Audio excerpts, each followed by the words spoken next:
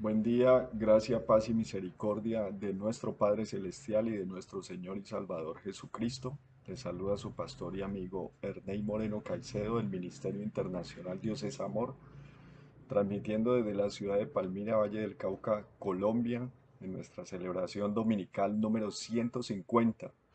Hoy domingo 11 de julio de 2021 y vamos a transmitir hoy nuestra serie. Vamos a terminar hoy nuestra serie que empezamos hace un par de domingos atrás, que se llama Corazón Valiente, que tiene que ver con el tema del temor que tanto asalta a muchas personas y que no debería de ser así en los cristianos, que debamos o podamos vivir. No debe existir un cristiano que esté medroso, que sea pusilánime, que esté allí atemorizado. No puede pasar eso en la obra del Señor. ¿Podemos sentir temor? Claro que sí. Todos los seres humanos sentimos temor, pero no debemos permanecer en él. ¿Y cómo podemos combatir todo esto del temor?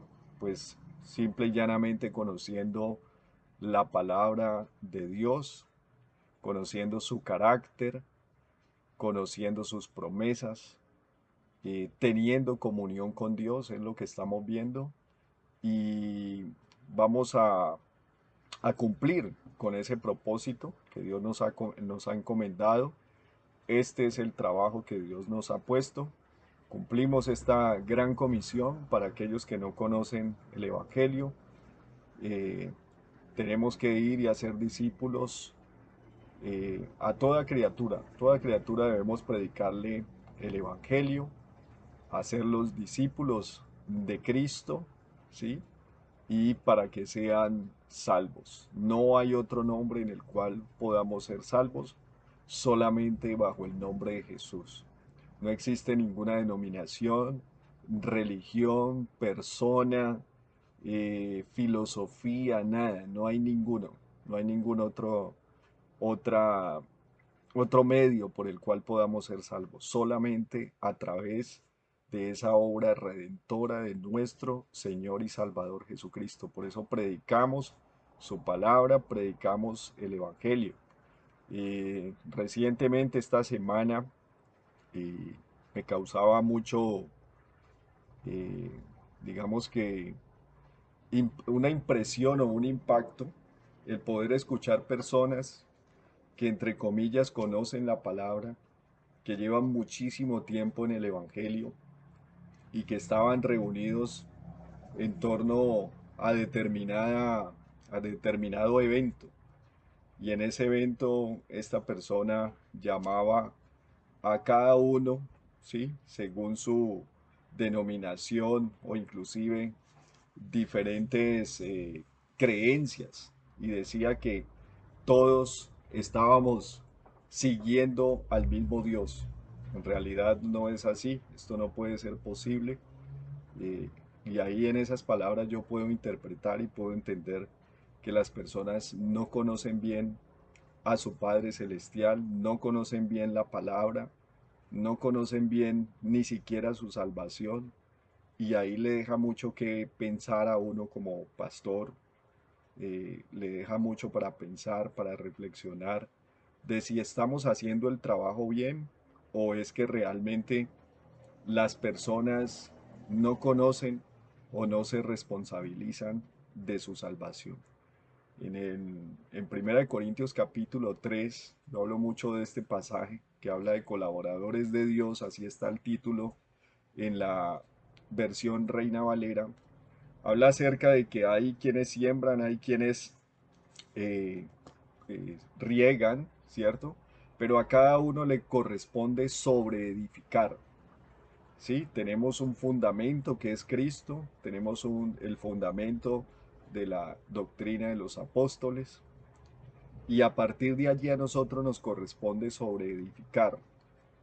Yo sé que hay muchísimos pastores, no pocos, yo sé que hay varios pastores que son hombres de Dios, que están allí estudiando la palabra, que preparan muy bien la palabra, que la estudian, que oran por sus ovejas, que velan por ellas, que están atentos a sus necesidades, pero ustedes también, como ovejas, tienen que hacerse cargo de su vida espiritual.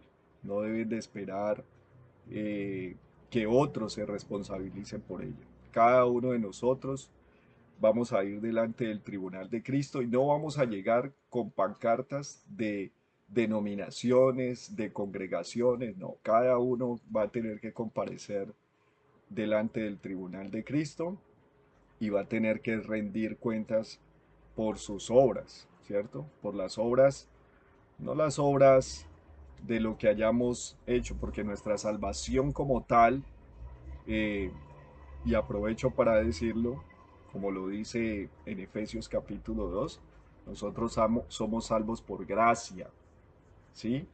Y eso es un regalo, ¿sí? Y no por obras para que nadie se gloríe. O sea, delante de Dios no vamos a ir a decir, nosotros dimos tanto en tal ancianato, en tal asilo, hicimos tales y tales cosas. No, eso no es lo que vamos a presentar delante de Dios. Lo que vamos a presentar delante de Dios es aquello que pudiendo hacer y no hicimos, nos es contado como pecado. O aquello que como siervos inútiles, como dice la palabra de Dios, fuimos, hicimos. Solamente hicimos lo que nos fue encomendado. Y aquí estamos cumpliendo con esa gran comisión. Estamos y saludo, aprovecho para saludarlos a ustedes, los suscriptores de este canal que nos prestan sus oídos para escuchar la palabra. Este no es un lugar para permanecer, es un lugar de paso, ¿sí? Usted puede edificarse aquí, pero usted debe asistir a una congregación local en la cual usted le predique la palabra. Hay un pastor que se ocupe de su vida, de su crecimiento espiritual. Entonces, hay alguien que tiene que ir y velar por usted. eh, y bueno, aquí solamente usted está para que juntos aprendamos un poco más de la palabra. También le doy un saludo especial a nuestro hermano Alfredo Martínez Garavito, suscriptor de este canal que se encuentra en la ciudad de Guacarí, en el Valle del Cauca, a mi hermana Karen Devia que se encuentra en Armenia, y bueno, ya hemos saludado a otros que se encuentran en otros municipios y también incluso en otros países. Hace 8 días que vimos, a modo de recordar y rápidamente, vimos la descripción de temor que estaba en la Biblia, que es muy diferente de lo de que está en el diccionario de la Real Academia de la Lengua Española, que es muy diferente de la definición de fobia, ¿no? Que la fobia es, mientras que el temor es como un apasionamiento del ánimo, ¿sí? Porque nosotros de pronto tenemos una presunción o una sospecha de que algo malo nos va a ocurrir o tenemos un recelo por un daño futuro, que ambas cosas provienen de la desconfianza y de la duda, como en el caso de Job que estuvimos viendo. La fobia ya es una cosa que tiene que ver con una versión exagerada a alguien o a algo, ¿sí? Eso ya es de carácter o de índole psiquiátrico, ¿sí? Que es un temor, ya se convierte en un temor angustioso, algo incontrolable, ¿sí? Ante ciertos actos, ideas, acciones, objetos, situaciones, algo que ya se torna como absurdo y se aproxima más a algo obsesivo que en realidad eh, a una, al recelo o eh, ese apasionamiento del ánimo que nos puede pasar. Vimos también cómo es que la cobardía, el temor, el miedo, la intimidación llegan a nuestras vidas, ¿cierto? Cómo eso puede llegar y vimos un primer punto que era por la ruptura de la comunión con Dios. Y allí estudiamos el libro de Samuel en el capítulo 13 y vimos la vida de Saúl, que era un rey, ¿sí? El primer rey que tuvo Israel, que tuvo bastantes problemas de comunión con Dios, al punto que Dios mismo tuvo que decir que se iba a proveer un hombre que fuera conforme a su corazón. Este hombre, aunque era un hombre muy corpulento, como lo describe la Biblia, un hombre con un porte militar, ¿sí? Bastante portentoso, no era un hombre que tuviera esa misma fortaleza espiritual. Y es lo que Dios valora, ¿no? Así como Dios se lo hizo saber a Samuel en su momento cuando fue a elegir un rey y quería elegir un rey o quería ungir a un rey porque Dios lo mandó a la casa de Isaí, quería ungir a un rey por ese mismo corte, ¿no? Un hombre portentoso, un hombre que tuviera fortachón, que fuera, que se impusiera, porque lo que necesitaban era meterle terror a los pueblos con los cuales peleaban, principalmente con el pueblo filisteo, que era con el que en ese momento, y con el pueblo amalecita, que eran con los pueblos contra los cuales ellos peleaban, ¿sí? Y necesitaban ponerle un mero macho de las mismas proporciones o de las mismas características. Pero en el caso de Dios no pasa así. Llamó a un jovencito como David, era un hombre conforme a su corazón, que tenía claro que la batalla era de Dios, que la victoria venía de Dios, que su fuerza venía del Espíritu. Y es así como nosotros, como creyentes, ante las adversidades, ante las pruebas y ante las situaciones, debemos ser como ese David, como ese ejemplo que está allí. Ahí tenemos un manual o tenemos un examen contra el temor, el cual lo podemos abrir, lo podemos presentar como cuando íbamos al colegio y nos permitían sacar todos nuestros apuntes, nuestras notas, y además con el libro abierto. Esa es una forma de presentarnos delante del temor, presentar un examen delante del temor, es ir con la vida de David principalmente. David es como ese ejemplo que les acabo de poner, de tener un libro abierto, de tener las notas ahí, echar mano de ellas.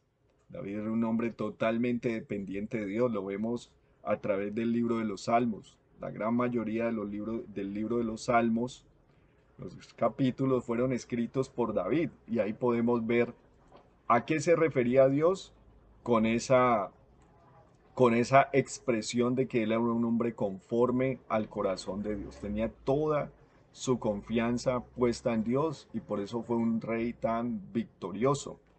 Yo personalmente le llamo el rey de la autoministración, ¿sí? Eh, es, David no iba a donde su psicólogo y se sentaba o se acostaba en el diván, no. David era un hombre que iba delante de la presencia de Dios, que estaba en el diván de Dios y que se autoministraba. ¿Por qué te turbas, oh alma mía? ¿Y por qué te abates dentro de mí? Espera en Jehová. Sí, aún he de alabarle. En el Seol, ¿quién te alabará? Entonces, él mismo se autoministraba. Él es el rey para mí es el rey de la autoministración.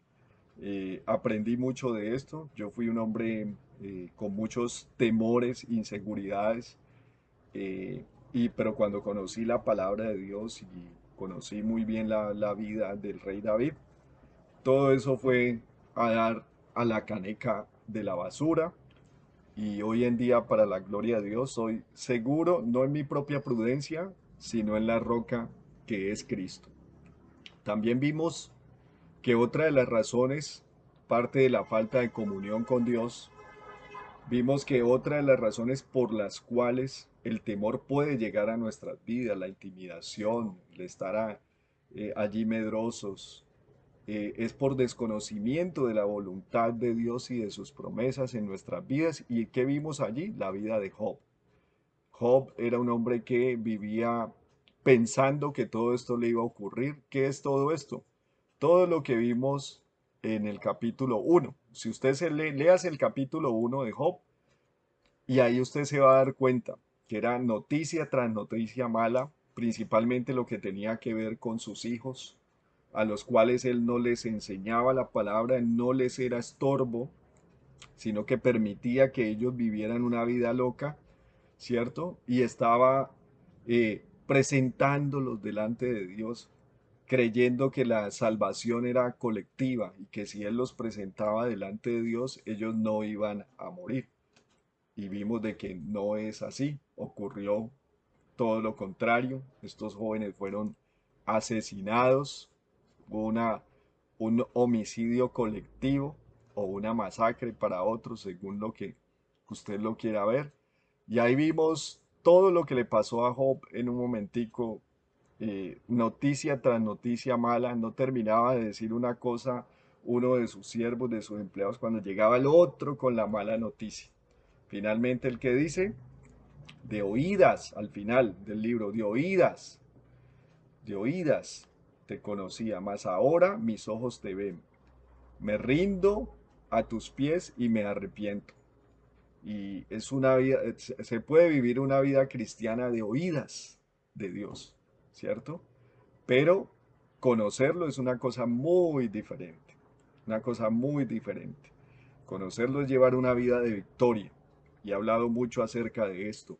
No una vida sin problemas, sino una vida en la cual en cada problema, en cada adversidad, nosotros tengamos la victoria. La muerte no es una derrota para el creyente. La muerte es ganancia, es ganancia. Entonces, no, que es que alguien se enfermó y se murió. Pero si estaba en Cristo, gloria a Dios, gloria a Dios.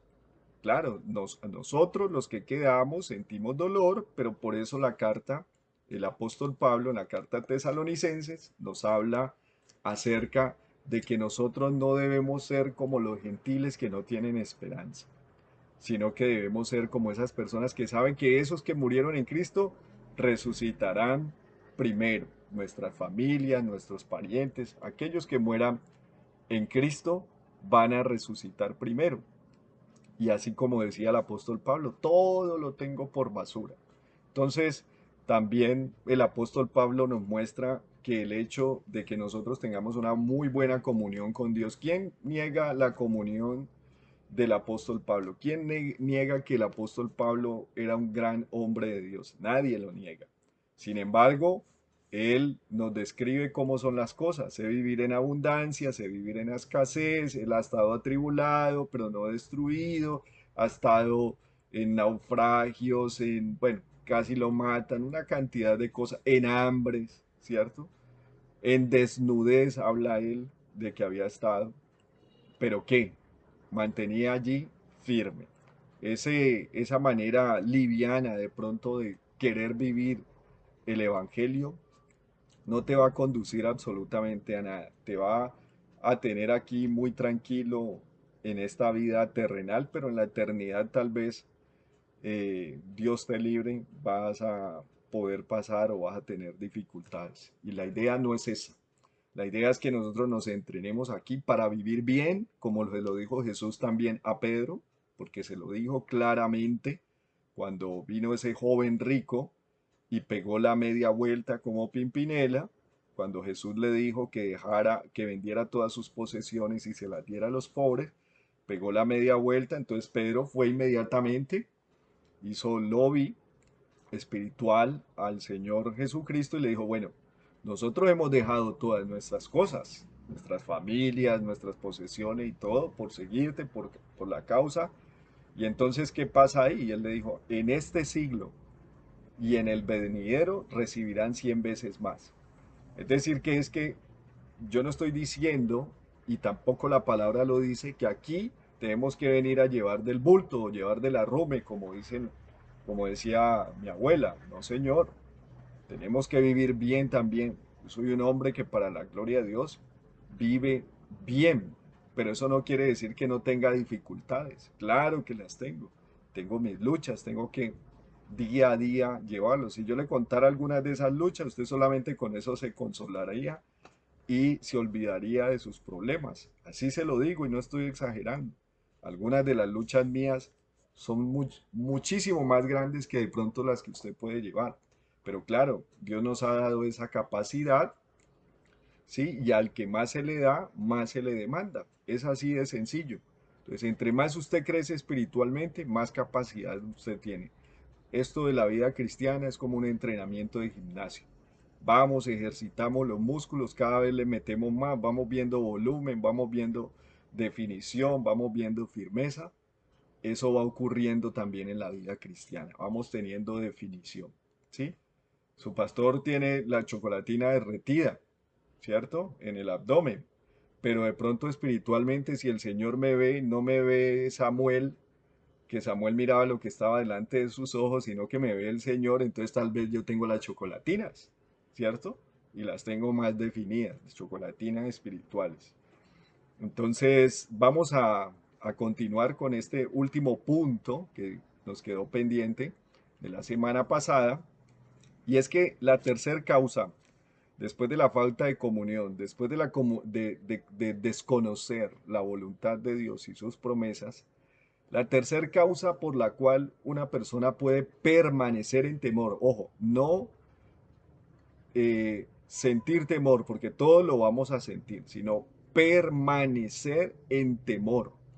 La tercera causa, después de la falta de comunión, el desconocimiento de la voluntad de Dios y de sus promesas, como le pasó a Saúl, como le pasó a Job, es por desconocimiento del carácter de Dios. Mire, a Dios le atribuyen una cantidad de cosas que Él no es. Y también le atribuyen una cantidad de cosas malas y buenas que Él no es. Y a veces yo escucho de la boca de muchísimos creyentes cosas que inmediatamente demuestran que ese no es el carácter de Dios. No lo es. Y que esa persona claramente no lo conoce. Entonces, al no conocerlo, yo puedo identificar por lo que escucho que esta persona va a tener dificultades más adelante que tengan que ver cuando venga la prueba o incluso antes de que venga va a tener serias dificultades. Vamos a ir al Evangelio, al libro de Mateo, primer libro del Nuevo Pacto, capítulo 25 del 24 al 30. Y vamos a ver allí lo del carácter de Dios. Desconocer el carácter de Dios nos puede meter en problemas.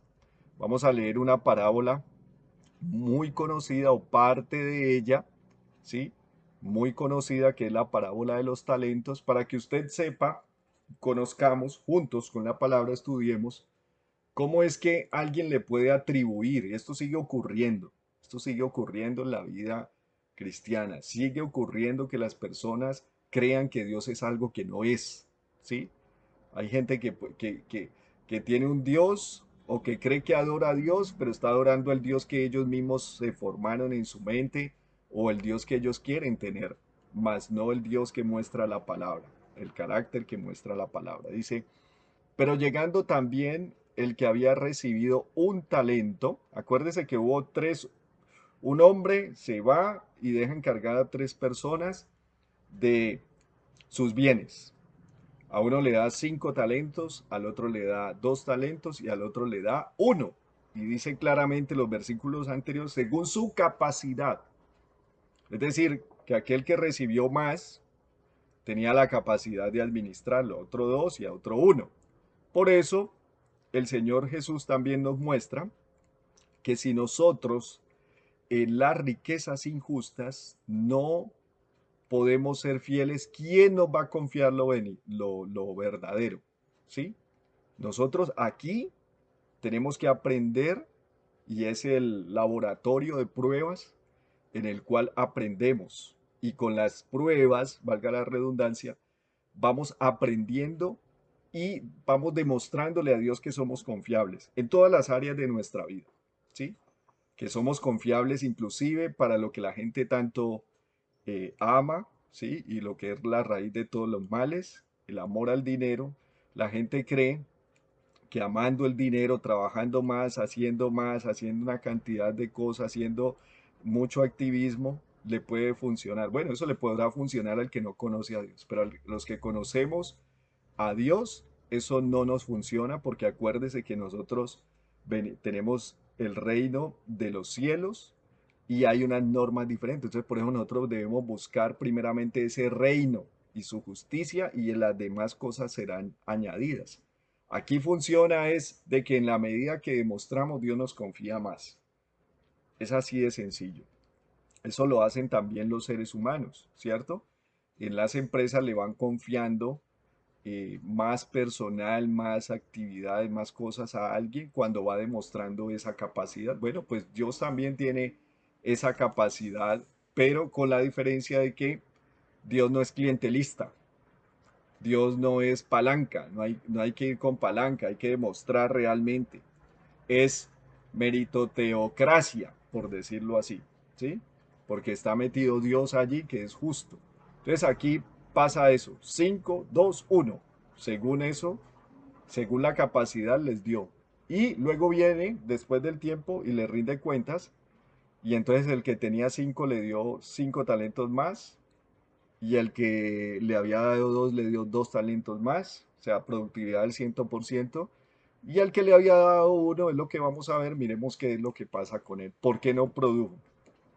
Dice, pero llegando también el que, estoy leyendo en Mateo 25, versículo 24 al 30. Dice, pero llegando también el que había recibido un talento, dijo, Señor, te conocía que eres hombre duro. Oiga, te conocía. Él dice, te conocía que eres hombre duro. Ojo, que ciegas donde no sembraste y que recoges donde no esparciste. ¿Qué descripción es la que está dando este hombre de Dios allí? De que Dios es un zángano. Dios es un zángano, es un abusador. Eso es lo que está describiendo ahí. Una persona que va y cosecha algo que no sembró, ¿cómo se llama? Abusador y ladrón, ¿cierto? Alguien que recoge donde no ha esparcido, ¿cómo se llama? Abusador y ladrón. Entonces mire lo que le dice este hombre. Usted es un hombre duro, un abusador y usted es un ladrón. Eso es lo que yo conozco de usted. Y en el versículo 25, o sea, Dios sabía que él tenía una capacidad de uno, pero él creía que Dios era un abusivo. Y en el versículo 25 dice, por lo cual tuve miedo. ¿Tuve qué? Miedo. ¿Por qué? Porque se hizo una imagen de Dios diferente de la que realmente es. O en este caso, pues, del hombre, eh, del hacendado o de este hombre que tenía esa riqueza y se la confió. Dice, y fui y escondí tu talento en la tierra. Aquí tienes lo que es tuyo. Entonces mire cómo le responde Dios o cómo le responde el hombre hacendado a este trabajador. Le dice, bueno, respondiendo su señor, le dijo, siervo malo y negligente. Él sí lo conocía bien, malo y negligente, por eso le dio uno. ¿Sabías que ciego donde no sembré y que recojo donde no esparcí? Por tanto, debías haber dado mi dinero a los banqueros y al venir yo hubiera recibido lo que es mío con los intereses. Mire que allí el Señor, ¿sí? Le dice a este trabajador, mire, usted lo que realmente es un hombre, es una persona mala y negligente, que quiere escudarse sacando excusas de su negligencia, echándome la culpa a mí. Pero si usted sabía eso, y si esa es la imagen que usted tiene de mí, que ciego donde no sembré y que recojo donde no esparcí, entonces, ¿por qué no fue y le dio el dinero al banco? ¿Por qué no fue y consignó ese dinero? Para que cuando yo llegara, lo hubiera recibido por lo menos con la devaluación. No hubiera recibido más dinero, pero por lo menos hubiera evitado la devaluación de ese dinero. Eso es, hay una idea que la gente tiene a veces de Dios, ¿sí? En este caso, de que Dios es un abusivo, de que Dios es un ladrón, ¿cierto? Y de que Dios es duro. Esa es la idea que él tenía. Pero los otros dos abofetean la tesis, la exposición de este tercer hombre, de este tercer siervo. ¿Por qué? Porque los otros dos hicieron lo que les correspondía y fueron premiados por ello. Pero mire lo que le ocurre a personas que tienen que, por temor a un Dios que ellos tienen en sus mentes, por no leer la palabra, por darle la responsabilidad a otro a que le cuente cómo es el Dios que ellos conocen, entonces mire lo que les pasa. Versículo 28, quitarle pues el talento y dadlo al que tiene 10 talentos. Al que tiene le van a dar más, porque al que tiene le será dado, al que tiene le será dado y tendrá más, y al que no tiene aún lo que tiene le será quitado. Este también es un versículo polémico, ¿no? Porque eh, la gente, estamos hablando de las cosas espirituales, pero también la gente en las cosas materiales dice, ¿por qué el rico cada vez se hace más rico? Ah, bueno, por su capacidad administrativa. Usted no debería enojarse con el rico, sino aprender del rico, preguntarle cómo hace él para generar riqueza y adiestrarse en ello. Y hay muchos ricos que escriben libros y usted puede leer esos libros, filtrar esos libros por la palabra, porque vuelvo y le repito, muchas cosas le funcionan a aquellos que no conocen de Dios, les funciona, pero cuando las vamos a pasar por la palabra, se estrellan y se quedan allí. ¿Por qué? Porque el reino de los cielos tiene unas normas diferentes a través de las cuales, por ejemplo, hay ricos que le enseñan avaricia y la avaricia no pasa por la Biblia. Por la Biblia pasa la generosidad, el dar. Ah, y el que más da es el que más recibe. Mientras que afuera, al que no conoce de Dios y le funciona, porque vive bajo otro reino, bajo otras reglas, bajo el reino de las tinieblas, le funciona que entre más amontona, mejor le va. Pero a nosotros no nos funciona así. Son reglas totalmente diferentes, como el reglamento interno de una empresa, donde usted llega y dice, ah, yo entro a esta empresa con casco, gafas, protectores auditivos y botas de seguridad. Va otra y resulta que cuando llega allá le dicen, no señor, usted con eso solamente no entra. Me tiene que traer un chaleco reflectivo. U otra le puede decir, me tiene que traer un respirador de humos metálicos. U otra me dice, no, me tiene que traer un respirador para gases, para gases. Bueno, entonces lo que funciona en un lado no funciona en otro, señores. Y en el reino de los cielos las reglas son claritas. Entonces mire lo que pasó aquí. Porque al que tiene le será dado y tendrá más, y al que no tiene aún lo que tiene le será quitado. Mucho cuidado con quedarse en ceros, con tener deudas, con tener cosas. Porque con dejar de orar, con dejar de leer la palabra. Porque cuando usted deja o cuando usted deja de tener, no, es que no tengo ganas de ir, no, hermano, es que no tengo ganas de ir a la congregación, no, eso hay que forzar. Vean, yo en este momento son las 7:31 y estoy predicándole a usted, ¿cierto?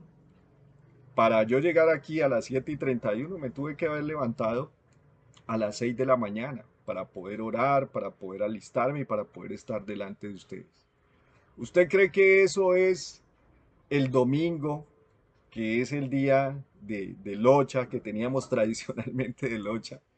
¿Usted cree que eso era lo que yo hacía? No, igual, bueno, para mí no era de locha, porque yo a las 6 antes de las 6 de la mañana estaba saliendo a hacer deporte, a montar bicicleta, a hacer cualquier otra cosa. Pero ahorita estamos sirviéndole al Señor y lo hago con gozo, pero tengo que ordenarle, tengo que mover este cuerpo, tengo que moverlas con mi mente y con el amor al Señor y con el amor a las almas, mover este cuerpo a hacer lo que corresponde. ¿Sí? Y mire lo que dice aquí. Por eso usted no se puede implosionar espiritualmente. Si usted no quiere orar, ore. Si usted no quiere leer la palabra, lea. Si usted le da sueño leerla, quédese dormido encima de la Biblia. Pero haga lo que le corresponde hacer. Versículo 30, y al siervo inútil echarle a las tinieblas de afuera, allí será el lloro y el crujir de dientes. Para el que no hace lo que le corresponde hacer, que le es contado como pecado, y a su vez va a sufrir pérdida. Ahora vamos a leer en Mateo 20 del 10 al 16.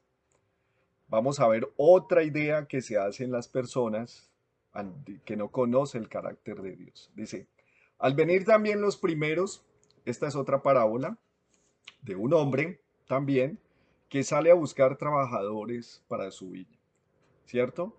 Y empieza a recogerlos desde la mañana, ¿cierto? Y después a otros a la siguiente hora, la siguiente hora, la siguiente hora. Y aquí el Señor muestra su carácter, mientras en la parábola de los talentos lo muestra como el Señor, aquí lo muestra como el padre de familia. Y aquí como padre de familia dice que al venir los primeros trabajadores, dice, pensaron que habían de recibir más, pero también recibieron cada uno un denario, ¿cierto? ¿Qué hacía el Señor? Salía a la plaza, el padre de familia, para que recoger trabajadores que vinieran a trabajar, valga la redundancia, en su viña, y iba y los recogía en la plaza y les decía, mire, yo voy a convenir con ustedes un denario a las 6 de la mañana, luego a las 7, a las 8, así.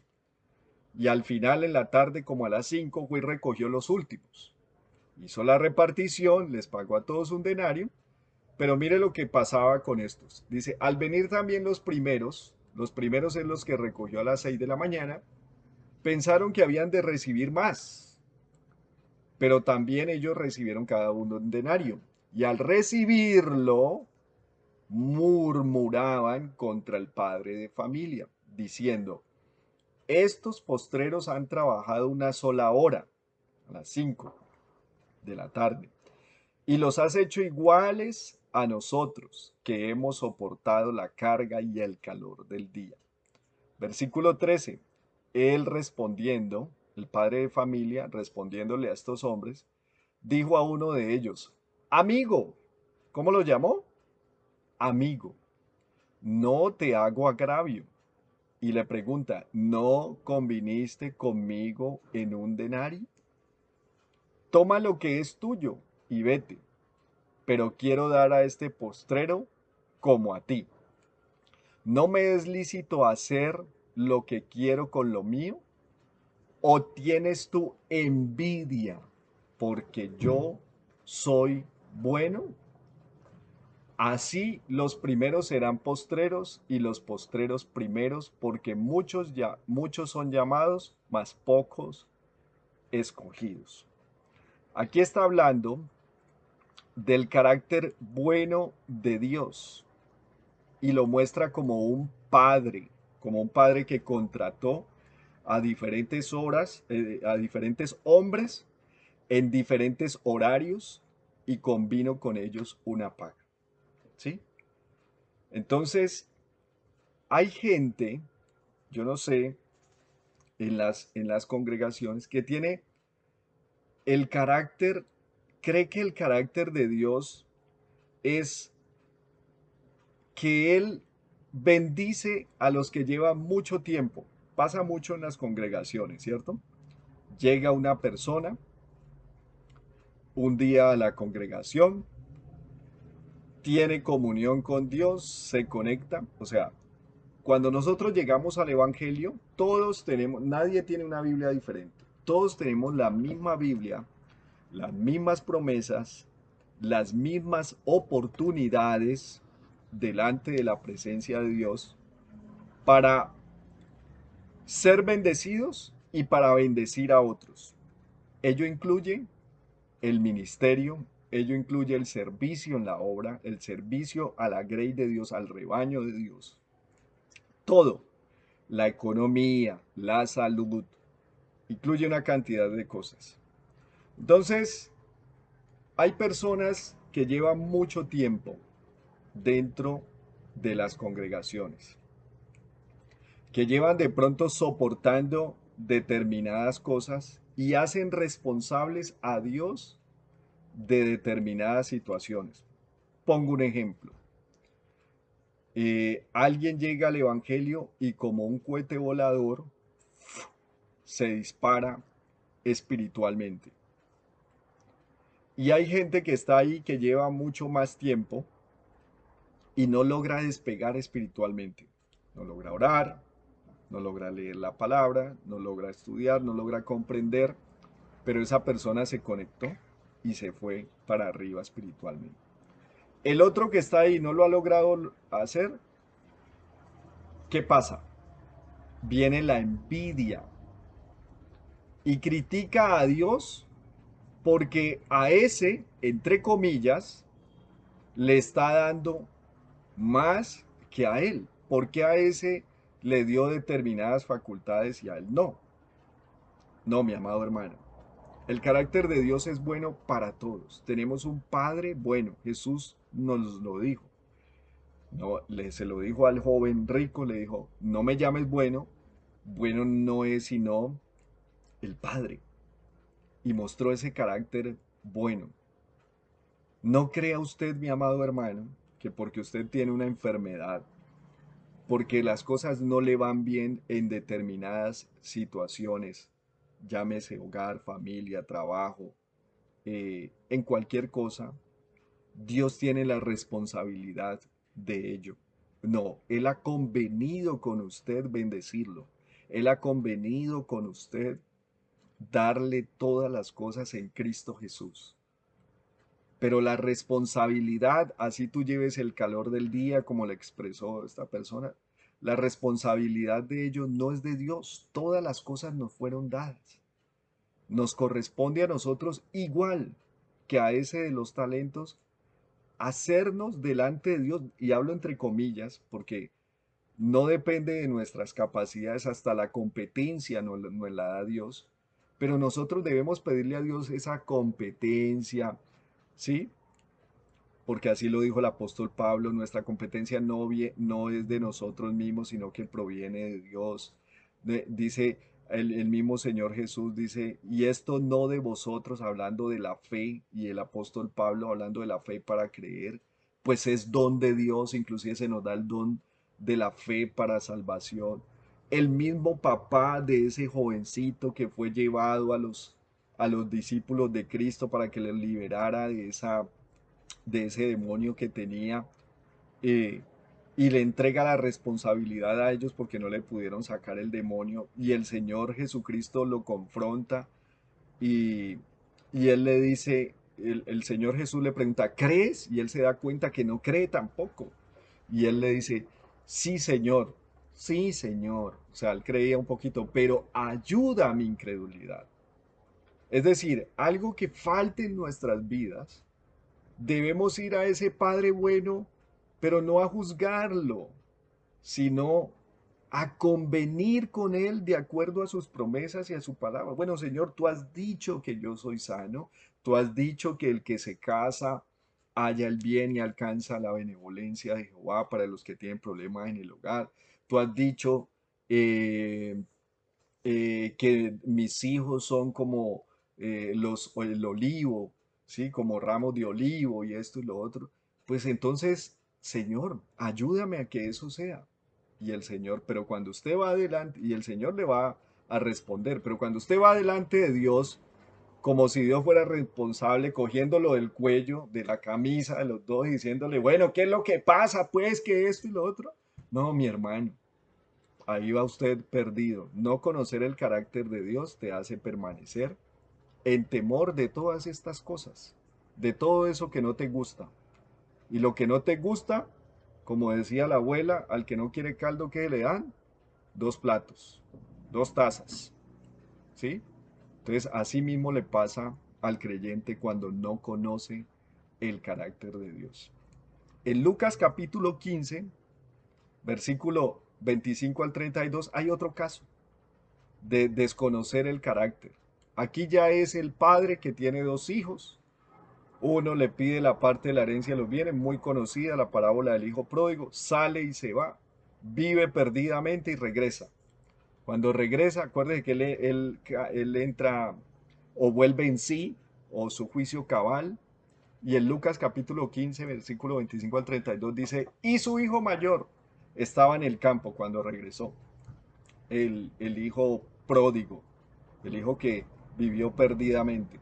Y su hijo mayor estaba en el campo y cuando vino y llegó cerca de la casa, oyó la música y las danzas.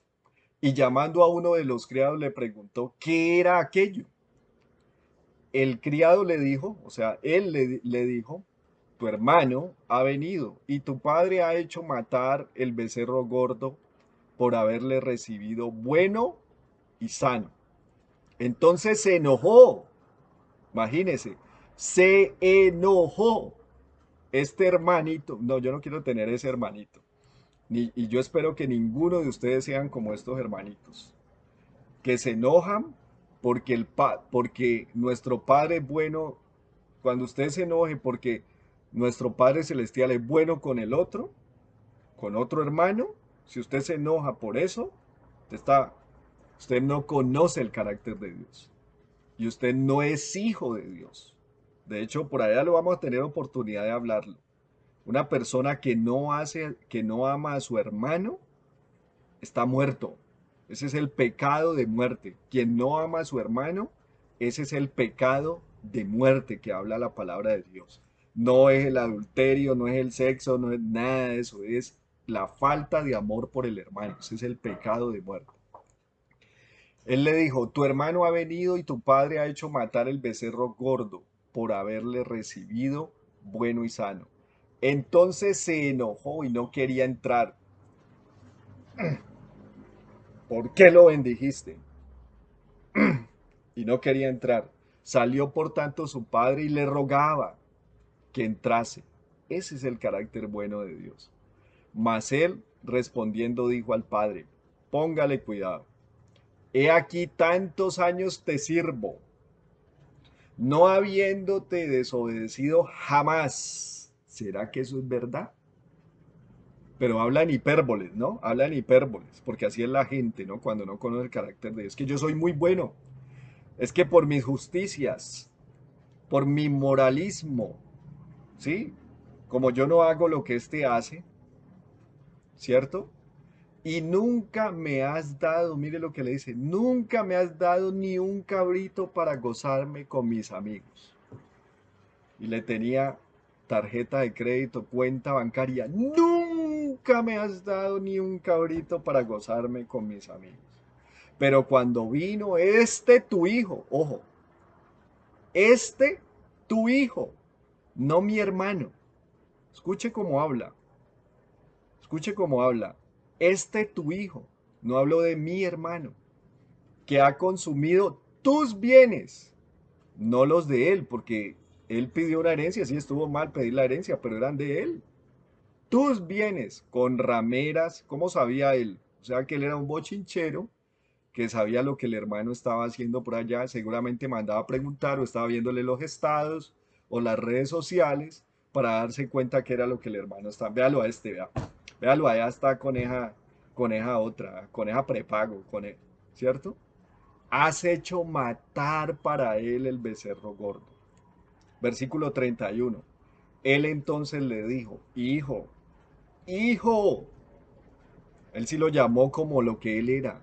Hijo, tú siempre estás conmigo y todas mis cosas son tuyas. Mas era necesario hacer fiesta y regocijarnos.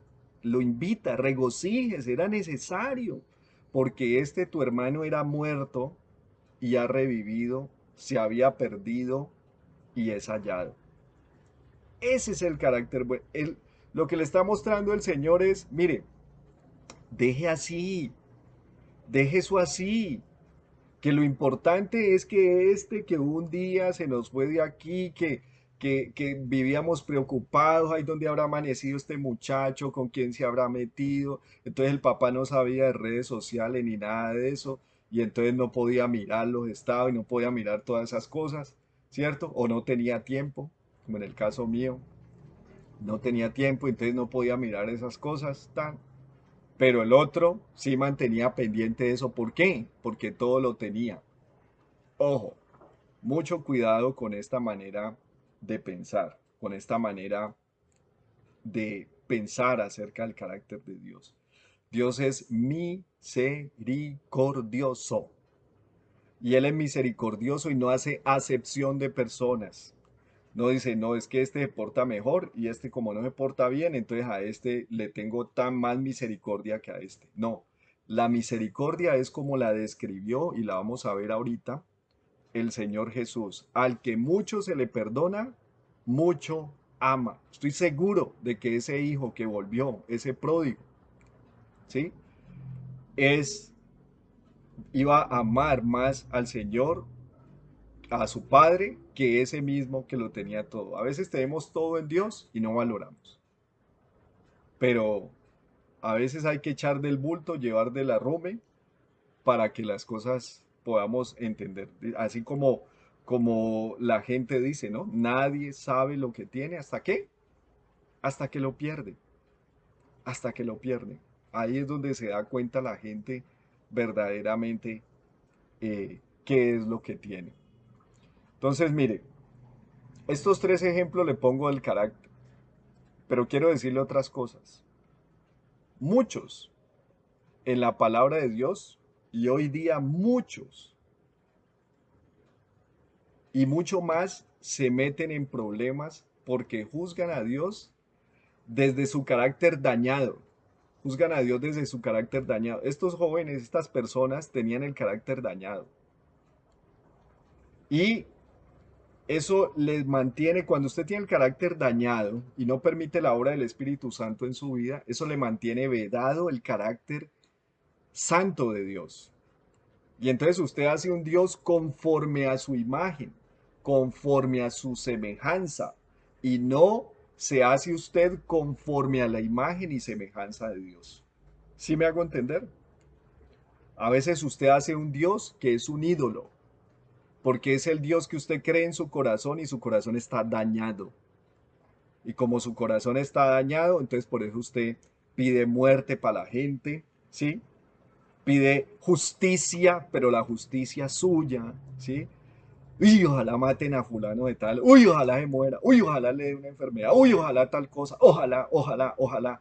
Y le piden a Dios que Él haga lo mismo con ese carácter dañado que tiene. No, mi amado hermano, usted no puede cambiar a Dios. Y si usted no cambia, el que se va a perder es usted, por ese carácter dañado. Mire lo que le pasó para que terminemos. Jesús fue llamado comilón y bebedor, amigo de recaudadores de impuestos y pecadores, por los fariseos, porque no entendieron el carácter amoroso y de salvación que el Señor traía, que Él venía a salvar a la gente. Cuando usted, desde su carácter dañado, desde su carácter afectado, quiere que a determinadas personas porque le perjudican a usted su vida, porque es que usted es el centro del universo y le perjudican a usted su vida, usted quiere que a esas personas le pase cosas malas, ¿cierto? Y usted no se pone en los zapatos de esas personas, usted actúa como los fariseos actuaron en este caso. Usted pide es que sean odiados y no amados. Marcos capítulo 2, versículo 13 al 17, cuando el Señor llama a Mateo. Después volvió a salir al mar y toda la gente venía a él y les enseñaba. Y al pasar vio a Leví, hijo de Alfeo. ¿Por qué toda la gente seguía a Jesús? Porque Jesús les daba una enseñanza de esperanza, de amor. A Leví, hijo de Alfeo, lo vio sentado, que es el mismo Mateo, sentado al banco de los tributos públicos, funcionario de la DIAN, y le dijo, sígueme. Y levantándose le siguió. Aconteció que estando Jesús en la mesa, a la mesa en la casa de él, o sea, fue invitado a la casa de él, muchos publicanos y pecadores estaban también a la mesa juntamente con Jesús y sus discípulos, porque había muchos que le habían seguido. Versículo 16, y los escribas y los fariseos, viéndole comer con los publicanos y con los pecadores, dijeron a los discípulos, ¿qué es esto? Le preguntaban a los discípulos de Jesucristo para dañarles el corazón, ¿no? ¿Qué es esto? Que él come y bebe con los publicanos y pecadores. Al oír esto, Jesús les dijo, los sanos no tienen necesidad de médico. Como ustedes se creen muy puros, muy santos, pues ustedes no necesitan de mí, sino los enfermos. No he venido a llamar a justos, sino a qué? A pecadores, justos en su propia justicia. Ahí no estaba hablando de justos que verdaderamente eran justos, esto era más corruptos, porque después los llama sepulcros blanqueados. Es decir, ustedes son como una bóveda del cementerio que está pintada por fuera de blanquito, pero por dentro están llenas de podredumbre. Por ejemplo, también le dijeron a Jesús, si fuera profeta, imagínense, si fuera profeta, en Lucas capítulo 7, versículo 37 al 45. Está en casa de Simón el fariseo, que además era leproso, imagínense, fariseo y leproso. Y Jesús va a la casa de él.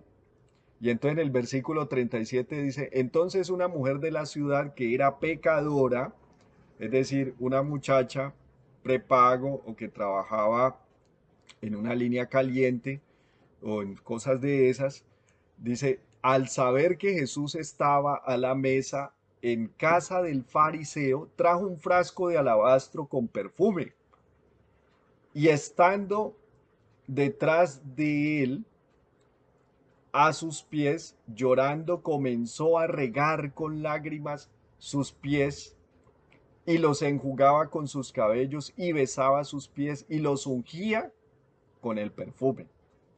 Cuando vio esto el fariseo, cuando él vio esa situación que le había, el fariseo que le había convidado, dijo para sí, ojo, para sí, este, este, a Jesús, imagínense, si fuera profeta, conocería quién y qué clase de mujer es la que le toca, que es pecadora. Entonces Jesús no solamente conocía quién era la mujer, sino que también conocía los pensamientos de Simón. Y mire lo que le dice el Señor. Entonces respondiendo Jesús le dijo, Simón, una cosa tengo para decirte. Y él le dijo, di maestro. Un acreedor tenía dos deudores. El uno le debía 500 denarios y el otro 50. Y no teniendo ellos con qué pagar, perdonó a ambos. Di pues, ¿cuál de ellos amará más? Respondiendo Simón dijo, pienso que aquel a quien perdonó más. Y él le dijo, rectamente has juzgado. Eso le correspondió Jesús. Y vuelto a la mujer, es decir, vuelve y la mira y le dijo a Simón, ¿ves esta mujer? Entré en tu casa y no me diste agua para mis pies, mas ésta ha regado mis pies con lágrimas y los ha enjugado con sus cabellos. No me diste beso, mas ésta desde que entré no ha cesado de besar mis pies. Mire lo que es el comprender el carácter de Dios. Si yo soy una persona, entre comillas, buena, mire, la gente que viene buena del mundo, cuando llega al Evangelio, la mayoría de ellos viven una vida muy corriente en el Evangelio. Qué pena que se los diga, pero es así. Pero los que venimos de una vida perdida antes de conocer al Señor, cuando llegamos a Él, pasa lo que dice aquí. Lo dice Jesús, lo dice la palabra. Amamos mucho. Amamos mucho. El amor, mire, yo sentí más el amor de Dios que tal vez la mayoría de ustedes. Por de dónde me recogió Dios, cómo me tomó Dios en la situación en que me tomó Dios cuando yo, eh, cuando Él se acercó a mí, cuando me sacó de ese lodo cenagoso. Por eso yo amo mucho, tanto a Él como a mis hermanos. Y por eso amo al izquierdista y al de derecha. Y espero que se arrepientan ambos, porque no se van al infierno ambos. Así es sencillo. Amo al religioso porque fui uno de ellos, ¿cierto? De la religión tradicional. pero también amo al satanista, porque ambos necesitan de Dios y no lo conocen. Es así de sencillo, es así de sencillo. Está tan perdido el católico más férreo en su fe, como está perdido el satanista más malo y más férreo también en su creencia. Así de sencillo. Entonces tenemos que amarlos a ambos. Y como nos amó a nosotros, estando muertos y delitos y pecados, pues debemos esperar lo mismo, que Él los ame a ellos que están muertos en delitos y pecados. Vuelvo y le repito, y muchas veces lo he dicho, usted quiere quitarse los problemas de encima, evangelice a esa piedra de tropiezo que está ahí. Tal vez Dios la ha puesto allí para que le hable de Cristo y no para que esté peleando con ellos. Por último, ¿por qué no le damos a los pobres? Otra frase de otros que no conocen el carácter de Dios. ¿Por qué no le damos a los pobres en lugar de hacer determinadas cosas? Yo le voy a mostrar lo que dice la palabra. En Juan capítulo 12, versículo del 1 al 8. 6 días antes de la Pascua vino Jesús a Betania, donde estaba Lázaro, el que había estado muerto y a quien había resucitado de los muertos. Y le hicieron allí una cena a Jesús antes de ir a la cruz. Marta servía y Lázaro era uno de los que estaban sentados a la mesa con él. Claro, como ya había tenido su sustico de que había muerto y lo habían tenido que resucitar, ahora sí ya era cristiano, ya estaba ahí escuchando la palabra. Que no le pase a usted, que le llegue un sustico, para que tome en serio a Dios. Entonces María tomó una libra de perfume de nardo puro, de mucho precio, y ungió los pies de Jesús, y los ungió con sus cabellos, y la casa se llenó del olor del perfume. Esta es otra escena diferente, ¿no? A la que leímos ahora. Y dijo uno de los discípulos, Judas Iscariote, hijo de Simón, el que le había de entregar, ¿por qué no fue este perfume vendido por 300 denarios y dado a los pobres? Pero dijo esto no porque se cuidara de los pobres, sino porque era ladrón y teniendo la bolsa sustraía de lo que echaba en ella. Entonces Jesús dijo, mire lo que le dijo a este que quería hacer indulgencias con camándula ajena. Entonces Jesús dijo, déjala, para el día de mi sepultura ha guardado esto, porque a los pobres siempre los tendréis con vosotros, mas a mí no siempre me tendréis. Mire, la gente dice, yo no le doy, yo doy al pobre, yo hago mercados, yo hago tal cosa, yo hago tal otra. Muchos dicen eso, yo no los he visto, ¿cierto? Ellos sabrán si lo hacen. Y si lo hacen para que los vean, pues ya tienen su propia paga, como lo dijo el Señor también del dar en el Sermón del Monte, ¿cierto? Los que les gusta que los vean cuando están haciendo determinadas cosas de su vida piadosa, pues eso ya tienen su recompensa. El dar a Dios es una cosa muy importante. El dar a Dios es diferente de darle al menesteroso. Dentro de la congregación está organizado que primero hay unas necesidades y las necesidades son de la familia de la fe. Y a esos de la familia de la fe, no a todos se les debe suplir las necesidades, sino a aquellos que dice la palabra. Huérfano, viuda, extranjero y menesteroso. Esos cuatro que están totalmente imposibilitados para proveer para sí mismos son aquellos que deben ser ayudados. Sin embargo, cada uno de ellos tiene una, eh, ¿cómo se dice? Una lista de chequeo.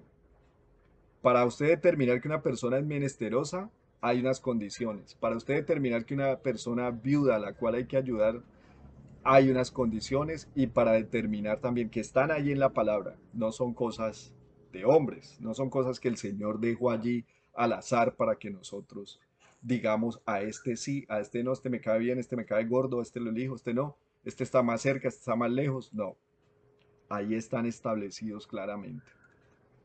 Darle a Dios Es importante, es importante. ¿Por qué es importante? Porque la extensión del reino del Evangelio requiere también unos recursos. Para reunirse en un lugar se debe pagar. Eso no se paga por obra y gracia del Espíritu Santo. No le podemos decir los pastores, a la iglesia donde usted vaya, el pastor no le puede decir al dueño del local, no le puede decir, te pago con la llenura del Espíritu Santo. No, no, no, no, no, no, porque ellos no entienden. Hay que pagar con dinero.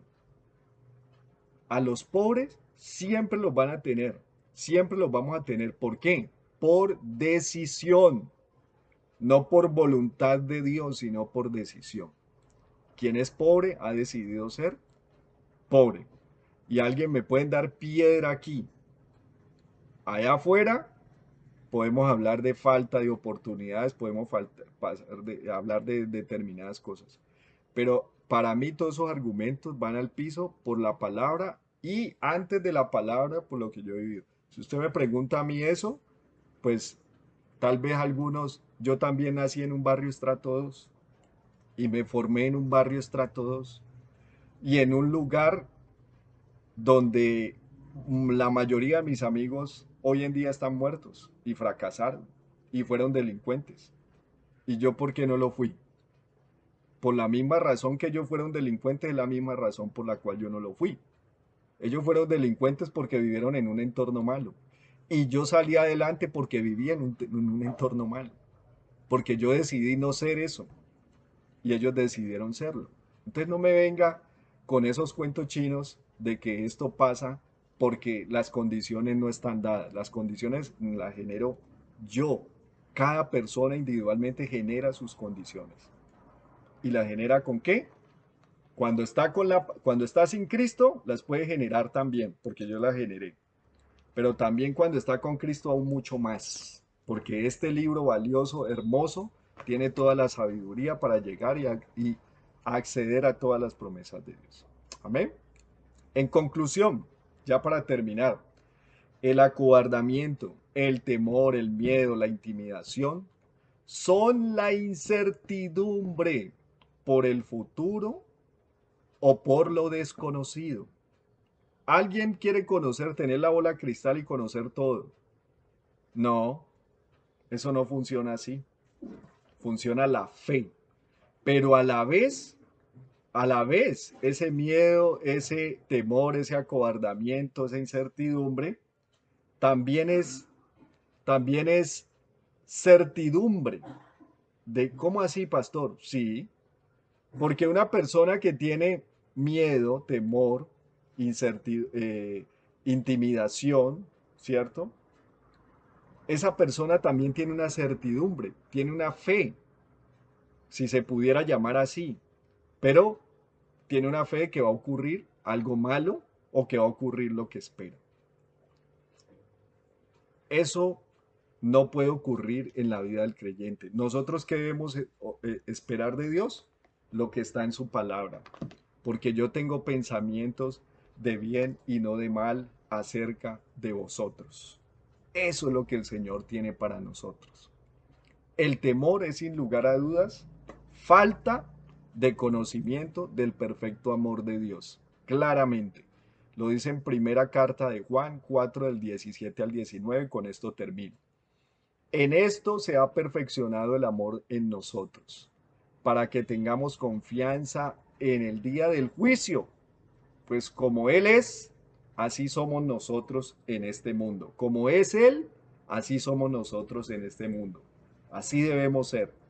En el amor no hay temor, sino que el perfecto amor echa fuera el temor. Porque el temor lleva en sí castigo. O sea, si usted espera que le va a pasar algo malo, va a recibir ese castigo. De donde el que teme no ha sido perfeccionado en el amor. Nosotros le amamos a Él porque Él nos amó primero. Entonces, si yo no conozco, si yo tengo temor, voy a recibir ese castigo y no he sido perfeccionado en el amor. No conoce el carácter santo de Dios. y que Él tiene toda su bondad para nosotros, su misericordia. ¿Y por qué nosotros le amamos a Él? Porque Él nos amó primero. Padre, te damos gracias en esta hora y te bendecimos. Glorificamos y exaltamos tu santo nombre, Señor, en esta preciosa mañana. Gracias, Señor, por permitirnos escudriñar tu palabra, por hacernos libres de todos los temores, Señor. Porque cuanto más te conocemos a ti, más se disipa, Señor, esa niebla, Señor, espesa que no nos permite ver, Señor, que obstaculiza nuestra visión, oh Dios. Pero cuando tú llegas a nuestra vida, que eres ese sol de justicia, Señor, tú disipas toda esa niebla, Señor, y podemos ver como el águila, Padre Celestial. Ayúdanos, Señor, a conocer cada día más y más de ti, a que tus promesas, tu palabra, que nuestro corazón se llene de ti, de tu palabra, porque de la abundancia del corazón habla la boca. Llénanos de tu palabra, llénanos de ti, Señor, para que en cada situación hablemos conforme a lo que está en tu palabra, Señor, y no sandeces, porque tu palabra dice, Señor, que la mucha palabrería al pecado, Señor. Entre más hablamos, Señor, cosas, podemos cometer más pecado, pero entre menos hablemos y hablemos tu palabra, Señor, podemos vivir una vida plena en bendición. Enséñanos, danos sabiduría, Señor, a usar esta lengua, Señor, este miembro tan pequeño, Señor, así que tú comparas, Señor, como un pequeño fuego que hace arder todo un bosque, Señor, que inflama la rueda de la creación, Señor, este miembro, Padre Celestial. Quien aprende a dominarla puede dominar todo su cuerpo, Señor. Que nuestra lengua, Señor, hable tu palabra. La vida y la muerte, dice tu palabra, están en poder de la lengua. Oh Dios de los cielos, que nuestra lengua hable, Señor, y que nuestra mente medite, oh Dios de los cielos, en lo que tú eres, Dios de los cielos. Gracias, bendito Dios, en el nombre de Jesús. Amén y amén. Los invito para que los que puedan llegar la próxima semana hasta Palmira, se puedan reunir con nosotros a las 10 de la mañana en la calle 29, número 3367 de Barrio Nuevo, que es uno de los barrios más viejos de Palmira, diagonal a la puerta de entrada, ¿sí? De los buses de Expreso Palmira cuando vienen de Cali. Cuando vienen de Cali, ellos entran por la parte de atrás de Expreso Palmira. Allí está, en la calle 293367, está el Instituto CENCAP. Allí nos estamos reuniendo todos los domingos a las 10 de la mañana. Venga, que no le va a pasar nada. No tenga temor del COVID, porque si tiene temor del COVID, se va a infectar y se va a morir. Bendiciones, que tengan un excelente resto de domingo. Disfrute con su familia, descanse, que para eso es el día del Señor. Amén.